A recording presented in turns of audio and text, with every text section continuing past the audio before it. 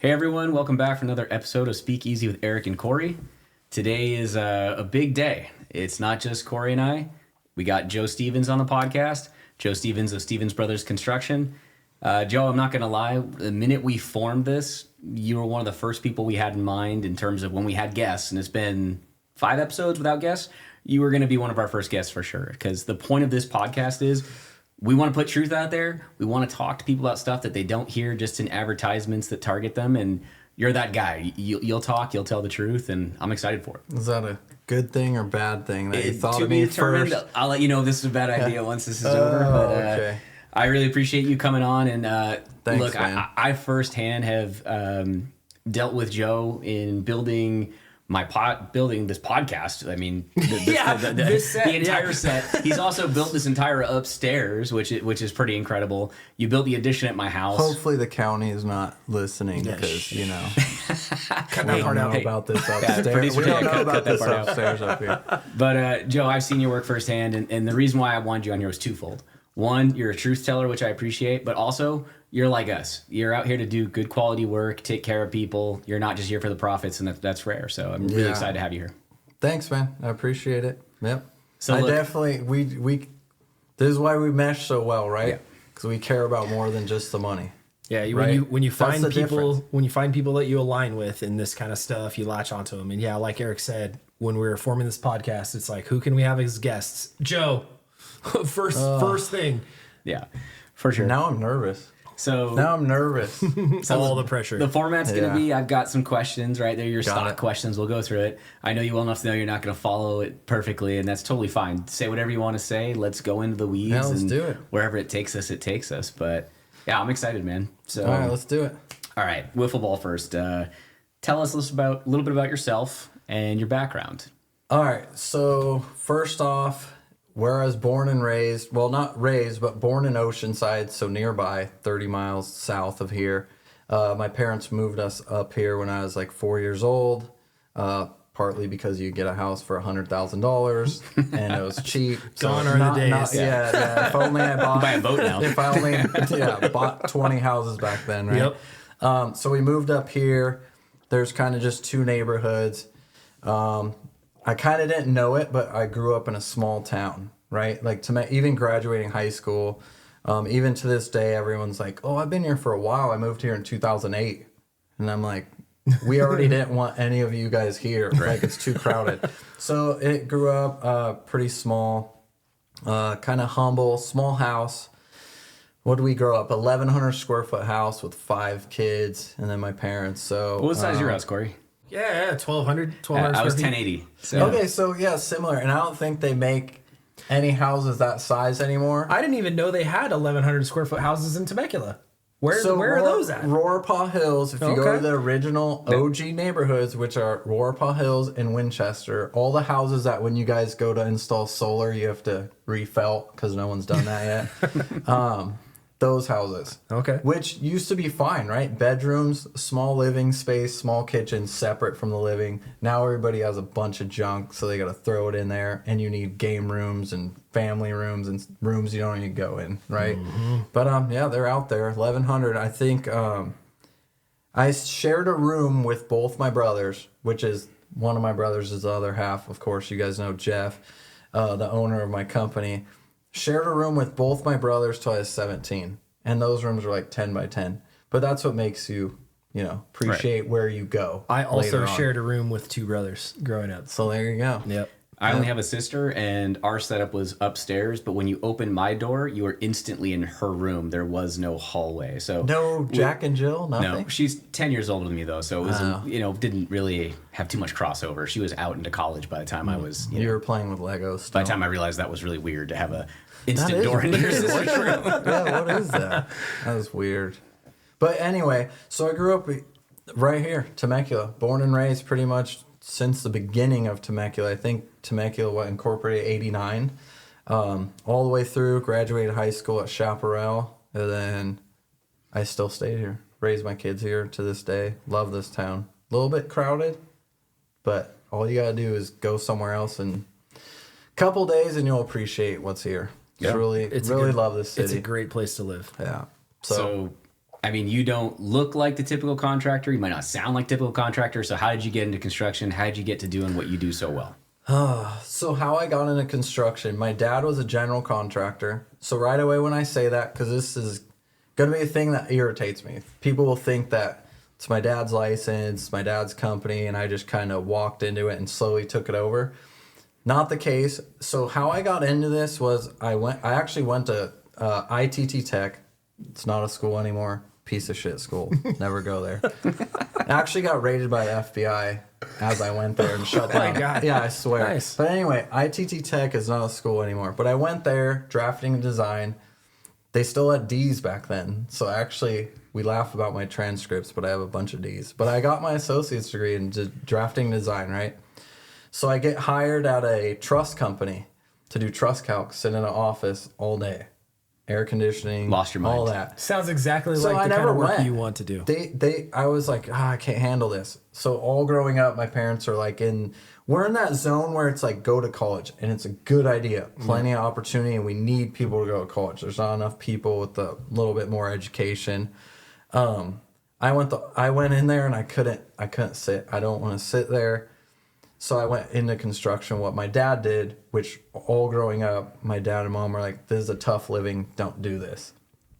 I worked summers with my dad since I was like 12, like getting yelled at as a grown man, like a grown man, like, old school, like move your ass, get going. Like I don't care if you're 12, like you're right here. You need to be usable or hit the road. Yep. A lot different nowadays. But anyway, so I had a background somewhat in it, and I used to hate it as a kid from 12 to even 18, 19, 20. But I went back into it. After I decided not to do the office job, I got back into it.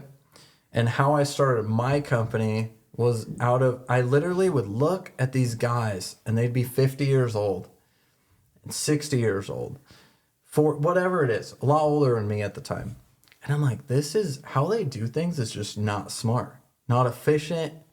And I still stayed 2 years working under that, going with the flow. This is just how it is. This is just how it is. And slowly I go, this is not how it should be. And then that's what got me to where I was like, I could do this better. And that's what pushed me to go get my license, do my own thing, was ultimately looking at stuff and maybe working 2-3 days and be like, how much money did we bring in? And it's like, oh, $400. I'm like, how many guys were working on that job for 3 days? And I'm like, 3 guys. I'm like, so let's equate the money. It was real simple for me. I'm not a greedy person, but I'm like, do a little math. Like, I'm not a genius here. Well, the thing that I really don't stood think out so. to me was that, having you guys build our addition, and we worked with general contractors in this building and just interacting in general because that's what we do while we're in this field. But you guys just seem to have a really good grasp of how to coordinate everything, which really seems like that's the struggle, right? Is figuring out how to line up all the different people, all the different processes, the permits. You guys just seem to have that dialed. And that's everything for somebody on the other end of this table where they're like, I want to be using the thing you're building as quickly as possible. I agree. There's a lot to be said for permit is going to drop on February 10th. Have guys here on February 11th to execute the next step in the permit process. And then when we need an inspection, have the inspection, have guys here on the day after the inspection to continue executing the goal. And I watched that happen, not at my own house, but at your house. I watched that happen with our builds that we've done with you guys. I've seen you guys build a house or build an ADU with that type of timeline in mind, and you're outperforming the standard. The guys that you're talking about that you sat and watched, like, this is not efficient. Why don't you have somebody here ready to go on this? You guys are doing it a different way. I think it's almost, if you're driven, you'll get real frustrated when you see like an area where you can improve and nobody improves, and it's a simple improvement that would make your life super easy. Like, why wouldn't you do that? Well, you're not guided by money, because when you're guided by money, you throw a lot of guys at it in the beginning, and then all of a sudden there's 2 guys showing up or 1 guy showing up just to try to finish it. I agree. As The cheap as crew's possible. on the next job. Well, Right. so most of the people, that's why, we'll probably get into this later, but you have to hire a business that does have a building. Don't go, they're expensive because they have a building. They're financially stable and they are able to get a loan to get the building, and they pay on that and they do things right. You can't do that if you don't have your stuff in order. So like that to me is, if you have common sense, you would look at that and be like, oh, okay, they know what they're doing. They're efficient. They're knowledgeable when it comes to money, you know? Yeah, but if you're one of those chasing money, things. yeah, it drives people in weird ways. You'll do weird things and you're chasing just the money. I think if you do the opposite, more money comes to you when you care about the non-money Well, that's certainly how we issues, operate, right? We operate on the on just the thought that if we take care of customers, we're going to lose money along the way, right? Taking care of people in ways that other people won't, spending more time getting it done quickly or whatever it may be, that they'll refer us and we'll get more money in the back end, right? And that's the thought. But it's certainly on the front end not a common practice but you to have do the that. ability to get through the front end and wait and be patient. Right. And that's what people don't have. We always say that people are deposit chasers, right? They want to go, I'll tell you whatever you want to hear. And there's a lot of people that are good at that. I'm going to tell you what you hear or what you want to hear. Right. And you write me a deposit check. Then they go pay the mortgage with that check that they're behind on. And then they got to go work. But now you're working for free. So then they go chase the next, you know how it goes. There's also the adage of the skin the sheep versus shear the sheep. I think that the majority of the markets that we're both in is skin the sheep mentality versus play the long game, shear the sheep, make money for your families, make money to build your business, make money to support your customers, and not just take advantage of one or two or three projects and then move into a different industry, which unfortunately is what a lot of ADU builders, general contractors, solar guys. Right. That's we can what get happens. way off track with the ADUs. The solar and the ADU thing is like symbiotic, right? Right. Identical. Oh, ADU laws changed. I'm like, yeah, those changed like 3 years ago. I'm already on those websites, because I'm actually into what I do. But the people that are chasing that, Yep. it's crazy. But like you said, short game. Yep. And you've been around long enough, you're like, at first it bugs you. And these people are like, maybe they steal a little bit of business from you. But once you get into business, you're like, oh, they'll be out of business. You can't even sustain for You that. can't win so you're every like, job, I'm right? gonna, And that's- but I'm once you going to accept sustain. that- I'm going to sustain. I'll Right. see it. We've all seen the cycles of companies be around and be gone. Once you Non-existent. accept that you won't win every job and you shouldn't win every job, I feel like you're much better off. Lose the guy that's just chasing the lowest payment, because chances are guy's gonna come back to help you.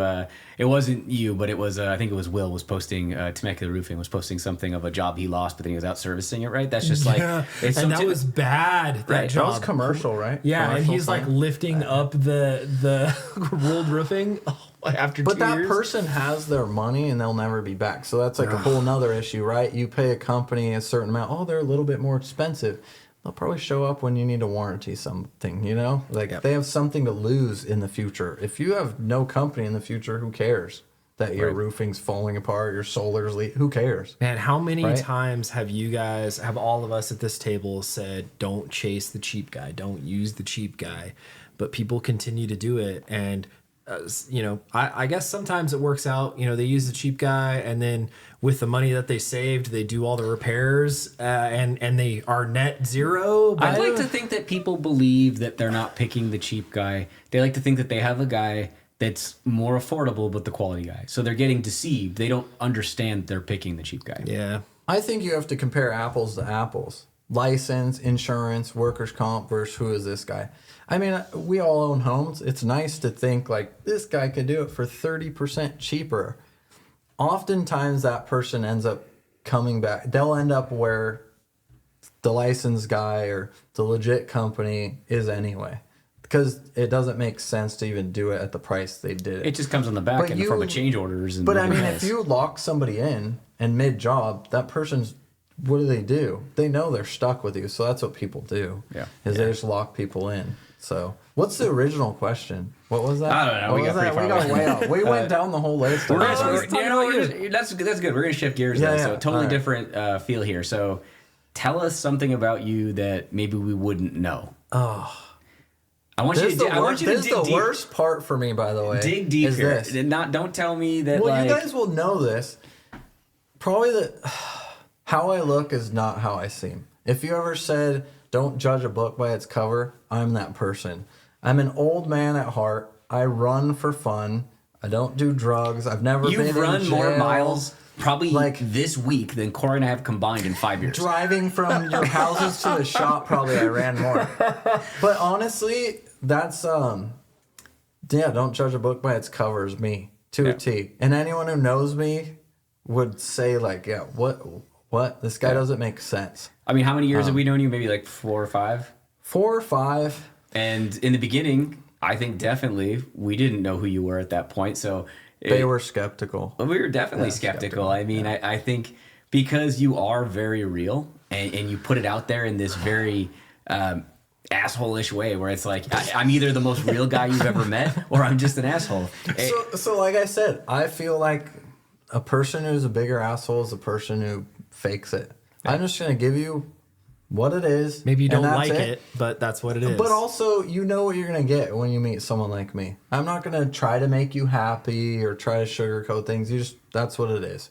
And we'll figure out from there if we're butting heads. Right, buddy? Yes, sir. Like in the beginning. All right. But, no, you want somebody that's real. Nobody wants a bullshitter. After you go through something in a bad, like if you're in a bad situation with a bullshitter, you're like, this just stinks. It just sucks. You just want somebody real with you, whether you want to hear it or not.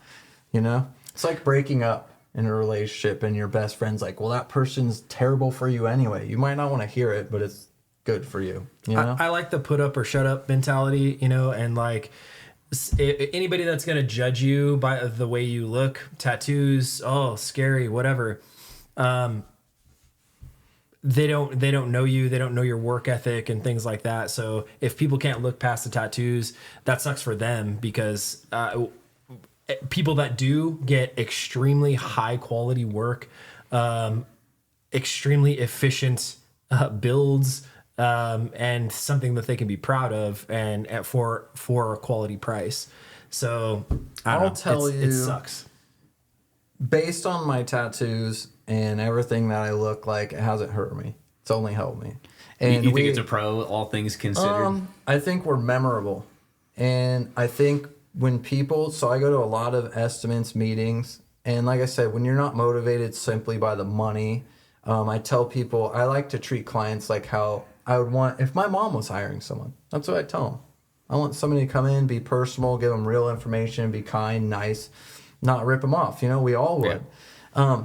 It's a massive difference. You might see my tattoos in the first 5 minutes you meet me. I don't know how many estimates or meetings I've been to. That's out the window. Nobody even they don't notice I have tattoos. They could care less because so many people go out to meet them and it's just like a run-of-the-mill sales process. Nothing like relatable to people, not relating, nothing. I've been on a job walk with you and I've been at your house when you had a contractor come bid some landscaping work. And I'm thinking of those two situations in my mind where I don't know anything about landscaping, but when this person came over, I was like, they don't know what they're talking about. Is it the pond? What? Let's not talk about the koi pond on this. Okay. We're gonna get there, Joe. You're gonna build me a koi pond. It's gonna be our first one. And then the job walk that I was on with you, you remember this house in Temecula where they had the water come out of the wall when they used their the sink? Meadowview one. Yeah. And you came out of the gate with knowledge. You're like, okay, this needs to be done this way. Okay, this is running over here and we've got to change this and do that. And I think you instill confidence with the things that you say, which... Did I get that job or... we didn't get that job. Oh, okay. So you didn't get that job. Well, either way, I'm poking it. But I mean, that knowledge, even from... I don't know what to do. So that's what's good with the knowledge thing. You came out and you were like, this is what we have to do for this solar. And it involved me. And then I was like, oh, if you got to do A, B, C, then I got to do, X, this. Y, Z. Yeah, and it worked out and it flowed. Right.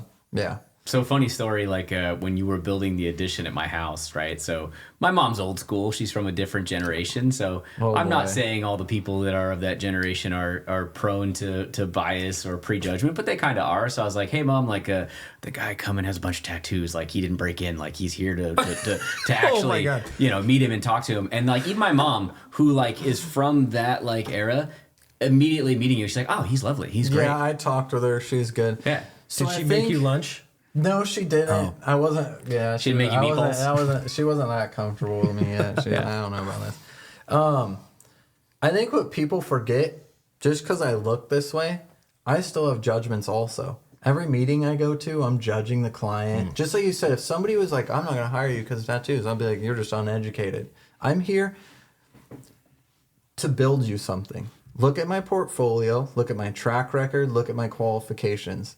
If you look at how I look, I'm not telling you, your kids, your husband, anyone to get tattoos. That's not, I'm here to build something. Can I build something well? A smart person is looking at only that aspect. And of course, you don't want some felon or some idiot. Right. There's tons of good felons out here that are reformed, fine. But I mean that, you don't want somebody sketching your house. But at the same time, there's a major difference between how I come into your house and present myself between, a lot of people. So for me, I think you're missing out, but I don't necessarily want to work with you as well because it's just different. But I have judgments as well. I'm going to tell this story. It's going to take a minute. Okay. So bear with me. So I went to a house and the lady answered the door and, we get the, right. And then her husband, she like froze and her husband walks up and goes, "Oh, come on inside." He was a Riverside County sheriff. And he was like, "Oh, I can tell right away." He didn't say this, but I could tell. He's like, "Wow, that's not from jail. Those aren't jail tattoos, right?" So he's like, come inside, whatever. So I go and I do the estimate, talk with them. And it's the whole 5-minute thing. Like after 5 minutes, they're like, "Wow, like this is great. Like they have a question, I have an answer. And it makes sense. It doesn't have to do with like getting your money. It has to do with giving you real information." I left that day and told my brother, who looks very similar to me, as you know, like my twin. A little better looking, but yeah, more Tom Cruise-ish, whatever.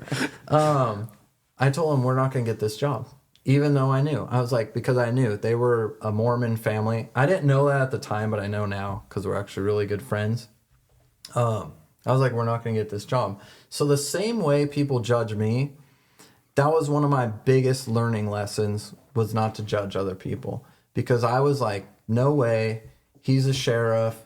They're like really religious. They kind of look at me like shock and awe, because they're strict, like no caffeine, no nothing. Like, and a week later, I got a call, "You got the job." And I was like, holy crap, this is crazy. And you know what it comes down to? They're just smart people. And they're like, yeah, he doesn't do like I have morals. That doesn't go out the window, but generally speaking, like he doesn't do what I do. I wouldn't look like him. And I'm like, well, I wouldn't be a Mormon, right? Cool. But we're both good people and we get along. So I got that job, and here it's probably 8 years later. And last week she's texting me about builders in Utah where they moved and all that. Tracy, you got to put this on, Tracy. Hello, Mark. Hello. They're the awesomest people, but I judge them just like they would judge me. So like, never forget who you're judging might be judging you back. Yeah. Right.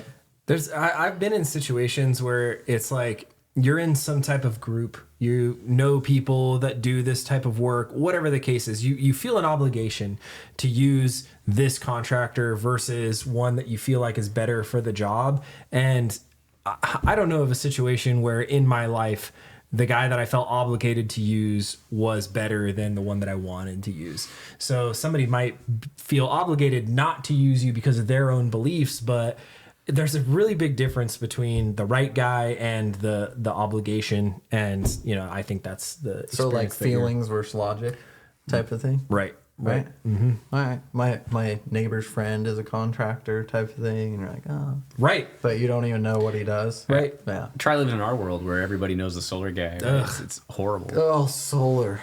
Gross. We're gonna try to make this podcast not about solar. We're gonna say it very. No, few we gotta times, do but- some solar. Yeah, we'll though, save it right? for the end. We'll save it for the end. All right, got it. So I think you answered my next question, which was just what makes you guys different than other general contractors. But if you want to add anything more, you can. We'll add. What makes us different? I'm gonna say this because I always try to type it. I'm terrible at writing it. The work we do, and you'll attest to this. I worked at your house. Everything we build. I'm gonna take a video real quick on Instagram. That video is after I just built that. People think Good point. that we're office workers. Because general contractors are seen as, that's a whole nother issue I hope we get into. But it's like, I just want to manage. I just want to do this. Everything that's on my portfolio, everything that's on my website is built with me, my hands, my dad, my brother, Zach. You know that. Framing, foundation, everything. We're there. Cabinetry, everything. Yeah. So we're a huge part of how we go so fast, and people are shocked. I'm there. I know the schedule. I'm a big part of the schedule, and I'm not getting it from a third party, right? If you ran a massive company, I get it. I always say this. Massive company makes sense. Project managers, I totally get it. Totally makes sense. If you're on a small scale, why are you not there? Are you motivated to sit around and do the least work possible, or are you like in it? I'm in this because I love it, and that's the difference. That's the major difference. We do a lot of the work. I have an example of this too. So I walk all of our jobs, and a lot of our work is new construction or ADU builds. And it's not just the Stevens brothers that call us about ADUs or new builds. So I have, apples and oranges for comparison here. Most of the stuff that I walk that's not them is like a 6-month long project of come put in standoffs and we'll see you in 3 months for putting up X and then 3 more months for putting up Y. Whereas these guys, if I put in standoffs and put a conduit in the wall, they're calling me back next week like, hey, we're dried in, come put up the rest of the system. It's a way different pace. It's a way different understanding of the job site. If I call contractor B over here, specifically I said B because Joe's A. If I call Look at how B, nice you are, they dude. don't know what the schedule is. They don't know when I can come back and do something else. Whereas Joe would be like, we're going to need 3 weeks. And then you guys are here for finishing touches. It's a really different vibe for me as a sub. I'd like to think that I'm.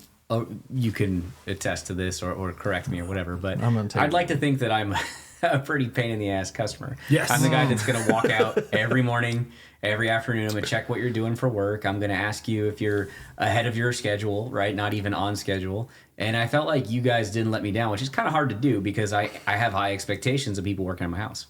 I think what I experienced with you is what I experienced with a lot of people, right? Which goes back, owning your own business, your phone is never off, right? So I answered questions from him, and I'm happy to do so. He actually had my personal number, so it's a lot easier. We're going to post that at the end of the video for everyone that wants to. Yeah, that's fine. Text Joe directly. Single ladies, let me know. Sam, just kidding. Anyway, no, I mean, that's another aspect of what we do. It never shuts off. Somebody asks you a question, it's like, I've asked you about batteries and solar for several houses. Mm-hmm. The same question like 8 times. It might be at 9 in the morning. It might be at 5:30 in the afternoon. It might be when he's driving home from vacation. I think you were talking to me the other day. And like, you just can't help yourself, but like poking and no. But you are the same as any other client. It's a big deal. I think. When we build, we get so used to it, it's like normal. And for a client, you forget that you're like, I just blew a giant hole through their house and we're extending it out and framing, like, what the hell? And rain's coming tomorrow. Are they going to close this up? So, yeah. I don't think there were ever any concerns. I mean, it's not my house, but like I watched it happen. I don't think there were any concerns like that. I'll tell them one of the build. biggest differences. You almost have to beg me to take a check. That's true. I do believe there's text messages I've sent him like, are you going to collect money? Like, what are... But it's out of convenience, right? So efficiency still, I'm like, hey, I might not be back there for like a day or two. Don't worry about it. Because like I said, what's it go back to? Client's interviewing me. I'm interviewing the client. If I didn't think you were going to pay me in 3 days or today, we wouldn't be doing business together. So, but that's the big difference. That's I can attest to that one personally, because I remember when they were building this loft, it was like, do you want payment? They're like, oh yeah, At the end. next time, whenever we're there. But I mean, whatever. that's not always how it was. Because I always tell the youngsters, I'm like, you might not be there yet. You got to get there, and you got to treat your business as a third person and save, and do not mix your personal and business funding together at all. Yeah. Do not do that. Every business's cash flow is different. Yours is such that you can. But I've been in business, 14 years? Right. It wasn't always like that, but I feel like it's a sales point, being like, I hit this milestone, then you pay. Yep. If I did your concrete and it was screwed up, but you don't pay for the concrete till after it's poured, you have the leverage. If you already paid for the concrete, you have no leverage. Yeah, right? I talk about this a lot on this podcast and all 5 episodes with all 14 of our viewers. I just wish that people would review their contracts a little bit more carefully and scrutinize those payment milestones and call it out when it doesn't necessarily make sense, or call it out when a contractor isn't going by the payment schedule. Because it happens all the time. It's a sob story. It gets in the way of those, what you should do versus, if a guy needs money and he's asking for it early, now he has to do the work, but he already had the money. So now where's he going to be back? Where's his motivation? Yeah. And then at the end, it's like, ugh. It gives guys like you and us a bad name because of other people out there not following. I agree. And another big part of, I think, what was the question? How did you get started? Yeah, that was a lot of questions ago. But I mean, okay, so a few questions. We're on question 3. Anyway, innovation was getting into our industry. It was like, you're a dummy if you're in this. And then it's crazy that we hit a turning point. And it's all the tools. It's insane, the innovation, the cordless tools and all this stuff. So that's another thing that kind of excited me, got me I want to do this. This is crazy, and this is easier. Like I said, why are they doing it this way? The tool companies did the very same thing. This is difficult. We're going to make it easier. And that's another reason why you get into it. Yep. I mean, not to open up a rabbit hole, but yeah, we should cheers every time we say rabbit hole. I'm out, but. You should refill. Producer Taya. But something you talk to your kids about, right? I have a 14-year-old. You've got... what are the ages of your kids at this point? 17 and 14. 17 and 14. Yeah.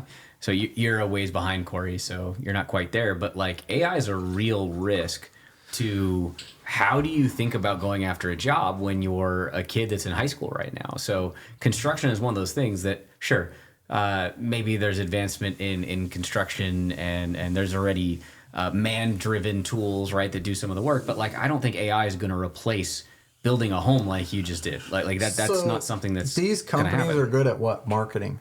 You show me. There's too many variables in what we do. No one roof that's the same for solar install. No install for solar is the same, right? That's just one industry, yours, just solar.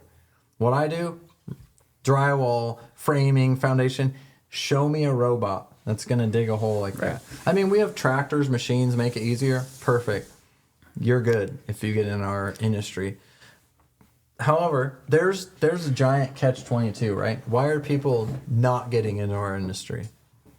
Why do people tell their kids? I think there's a stigma. Okay, so yeah, of course. So I operate with that's part of the. I'm just going to tell you how it is. A chip on my shoulder. All these parents are like, my kids went to college, and I'm like, I'm going to construction and I got tattoos on my neck at 19, and they're telling my parents this guy's going to be an idiot, and then, I'm now you're building their houses. Damn, I have a lot more. Money's not the only metric. The best thing about what we do, and I think you'll agree, I can be I'm taking the day off to go see my kid get an award today. That's the number one thing. But because I operate and I'm petty like that, when you told my parents, poor people with the old vehicle with 10 kids in it, I'm like, oh, yeah, I have more money than you. That's it's petty. But then I go, no. Don't worry about all that. Yep. But it does, because I'm like, you went back. You used to tell us, you won't be anything because you're getting in construction. I'm like, what do we need now? We need people that will fucking climb on a roof. We need people that know how to use a screw gun. We need people that will work in 105-degree weather, you know?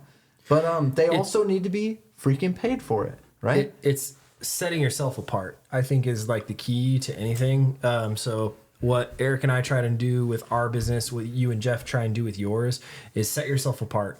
Focus on quality, focus on following through, focus on building really nice stuff, customer service, being around. There's a lot of GCs and solar guys. So the solar industry is way worse. People jumping on the bandwagon to grab a buck and then jump off. And do you think it's really, so from our perspective, it's really easy to recognize those people?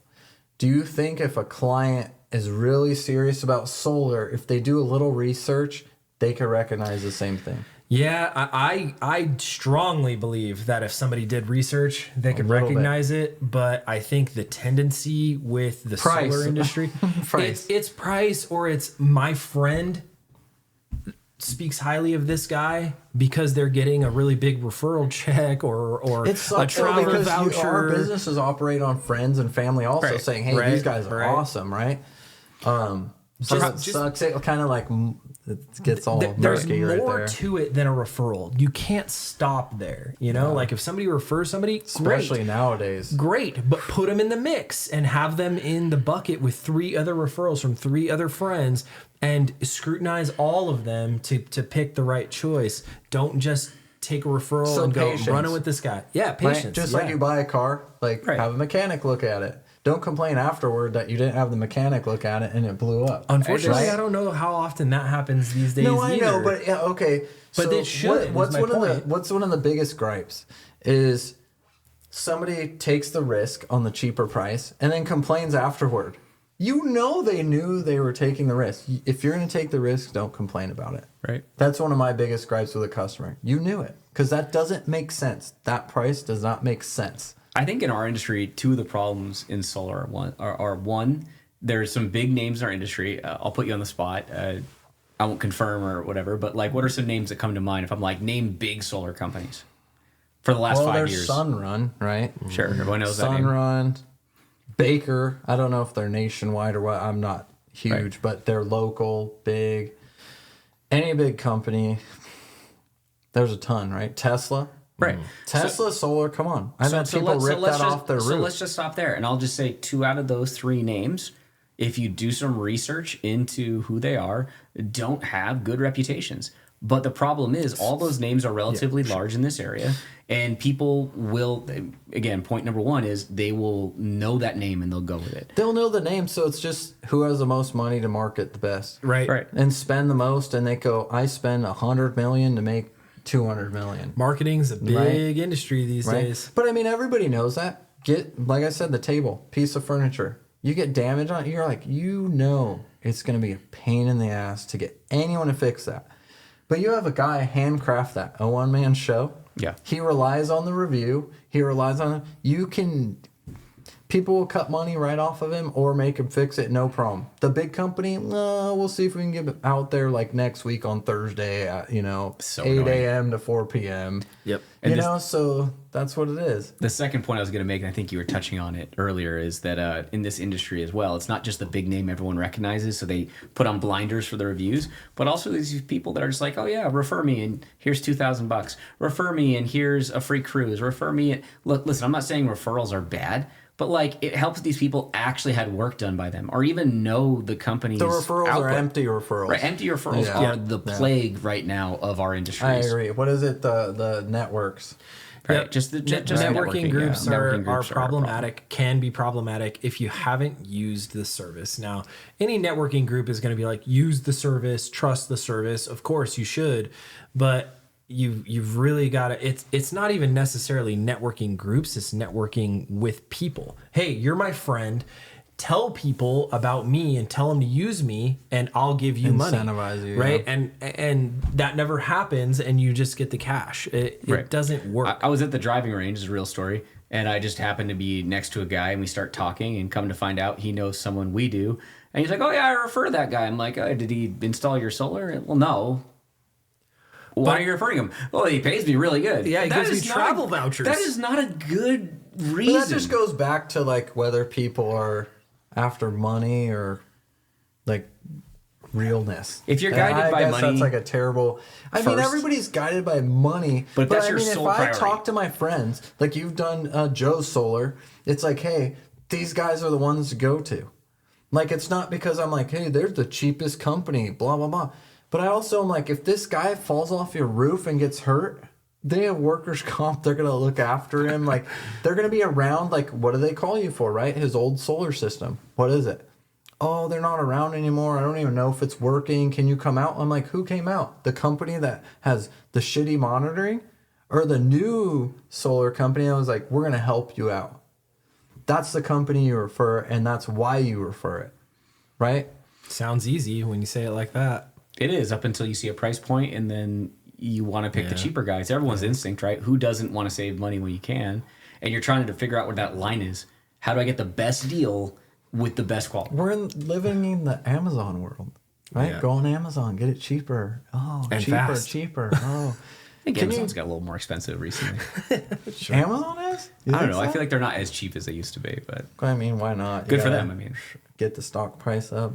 You own some stock in Amazon? No. Okay. Not that I know Too of. bad. If you notice they're raising prices, profit margin should invest. But anyway, Time to grab all right, down. we've kind of circled around a few of my questions here, no, but we gotta. You heard it here, folks. Invest in Amazon. yeah, Oh yeah, we're the not first. investment advice. We're the first people to say it. Invest in Stevens Brothers Construction. Yeah, right. That's what I would do. Any day. So you definitely have touched on this, but I want to give you the platform here because I feel like this is where I've heard you go off the most. But issues that you run into, obviously competitors, you kind of covered that. But what else do you run into doing what you do that just gets in the way, like unnecessary pain in the ass? So I'm going to go into a few things. One, I'm going to get after competitors, right? Like I said, I've already touched on this. Their motivation is to do as least as possible and get the most money in their pocket, which means they're hiring the subcontractors that are the cheapest. Okay. So that's like another reason. Oh, you're not the cheapest. No, but all my subs are licensed. They're all insured. Everybody will come warranty all their equipment. Everybody that touches your job, will they? Probably not. Realtors, my wife's a real estate broker. So I consider construction similar to real estate. I call it a last resort job, which realtors, they can get mad, whatever. It's like last resort. Oh, I didn't do anything. I'll hop into real estate. I'll hop into construction. It's like where you can make some quick money, but I don't really all the way know what I'm doing, or I don't really all the way care. I care about what? The money more than anything. That's the worst person you can have at your house. So yeah, my competitors, a lot of them, it's the money, not the work. They don't care if it's just right, the miter. They don't care if they do a fantastic job. It's like you're just like a little take a number next, take a number next, you know? Yep. There's two different ways you can be. Obviously, you guys see more people than I do because you're in. It goes fast. It's different. I have a ton of different trades. You're building a building. It's different. So I changed my model. Less people, less project, but the quality of it is higher. You can't really. It's solar. You got to do a bunch of it, right? But you can still apply the morals and treating people and the products. You do it the same way, you know, to a bunch of different people, if that makes sense. Yep. It does. So that's the difference between the competitors. What was the second part? I already lost my. Just things that piss you off. The county, the city, right? So Getting permits in general, so, just yeah, the, in the general. hoops and the hurdles. I got a bunch of calls from Eric, right? We're asking where's the permit, right? And we're very upfront with this.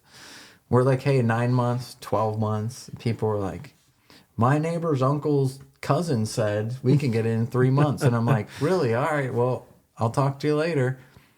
We don't tell you it's going to be 9 to 12 months because we want it to take that long. I wish they'd give us permits in 3 months. I'd be a lot wealthier. I'd be like, give me the money. I'll get ADUs. We build the ADUs faster than the permits come out. What is it, 3-4 months on average? It was very quick once And they the were on your permit, way. 9 to 12 months. Yep. So one thing that really irritates me, the red tape in California. It's insane, crazy. And then competitors. So if you want to beat me, if you want to go to an estimate, I'm saying, hey, it's 9 to 12 months for a permit. And you have people that come in and they say, I'll get you this in 3 months, blah, blah, blah. But they, oh, okay, this guy said 3. Of course you're going to take the 3 months. And then that guy, they're going to get you to write him a $10,000 deposit check. I have zero, you'll attest this, zero money, nothing. The architects goes. I'm not even sure at this point I paid you in full. It might still be money. I might have to look at the QuickBooks. No, but you know what I'm saying, right? You got to look who's motivated by I'm giving you information so I can get money, right? So a lot of my competitors are like 3-4 months. Most of them don't even build. They're remodel contractors. A lot of people don't do builds. They want remodels because you don't have to deal with permits. But then the ADUs came along. It's like the solar rush. It's like, I want to jump in and get a bunch of money. 3-4 months. Well, once they have your money, you're going to stick with them. Even at 4 months, they're like, oh, not yet, not yet, for another 6 months. So meanwhile, they got the job, but, you know, they locked them in. I didn't get the job because I was honest up front. Yeah.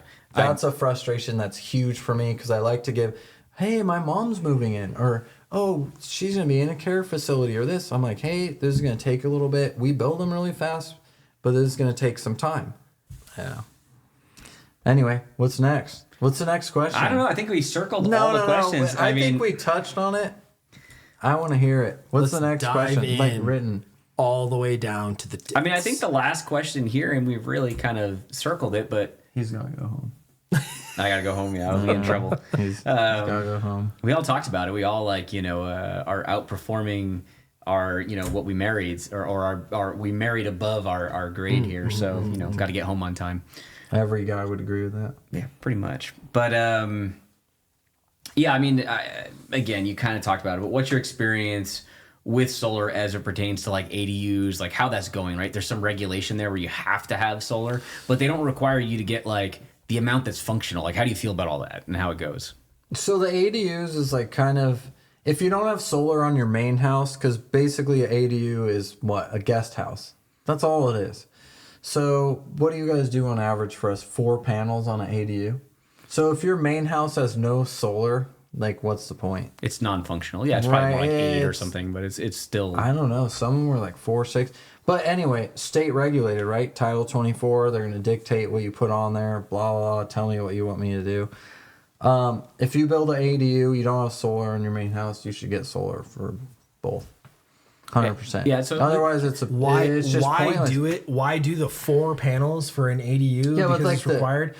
But we talk about this a lot, but like, or we were just talking about it, the 200 square foot ADU or whatever, like it doesn't make sense. There's kind of economy of scale, right? If you're going to have a solar company come do 4 mods for your ADU, solar modules, for those that don't know. Stop what mods using are. the words that people jargon, don't understand. The jargon. Yeah. If you're going to have somebody do 4 solar modules for you, do 30. Because there's so much cost built into that front end, the 4 modules. Well, what would you have to do for me? Like you said, even the inverter, right? Right. This is me, I'm not super solar educated. I only know what I know based on what I do. You're going to put in like that inverter's just the size for a certain amount, right? You can't just add panels and keep that inverter, which is kind of the expensive part, right? Am I wrong or right? In general, the costs associated with just getting us on site, right? Plans, permitting, it's the same. Infrastructure, that doesn't change for 4 modules or 30. So you're like, I'm going to do all this work for 4 panels or this many panels? Yes. I mean, this might surprise people, and I'm pivoting a little bit, but it's parallel. This might surprise people for a solar company to say this, but like the mandate of need to get solar on every new home build, I wish that didn't exist. Because what they're doing is they're putting a meaningless amount of solar bare minimum. They're using companies and financing that makes it harder for us to actually go in and do what they need. Just get out of the way. Get out of the way with regulation and let us do a custom build for somebody. Would that be crazy if they're like, within buying this house, you have a year to get solar instead? It'd be better. It'd be better than forcing a developer to just do the bare minimum, which is what's happening. It's like 12 panels, it's 10, similar, 12 panels, whatever. It's similar to holding us accountable for people's unpermitted stuff, holding a general contractor accountable for, you have to put solar on this for Title 24 requirements. It's ridiculous. But I just wish that people would, probably 9 times out of 10, when they get the 6 module add-on or solar system for the ADU, what do they think after a year? of having that installed. That solar is a scam. Doesn't even work. This doesn't even work. It's not enough for what you're doing. Right. You did the minimum requirement. That's not enough. So it's just giving the whole industry, homeowners, everybody that's building ADUs, a bad taste in their mouth, bad understanding of what we're trying to do in this industry. Yes, I hope that resonates with people, right? Like, you don't want to build a non-functional ADU. We don't want to have a non-functional solar system go up on someone's house. We want to do it right. We want to Well, take the care of problem is, right, education, the same thing, right? They're going to think you're just trying to sell me on this giant system versus you have to like break it down as quick as possible and as simple as possible for people to understand. Because like everyone's attention span is small. Right. And then quick, let's go.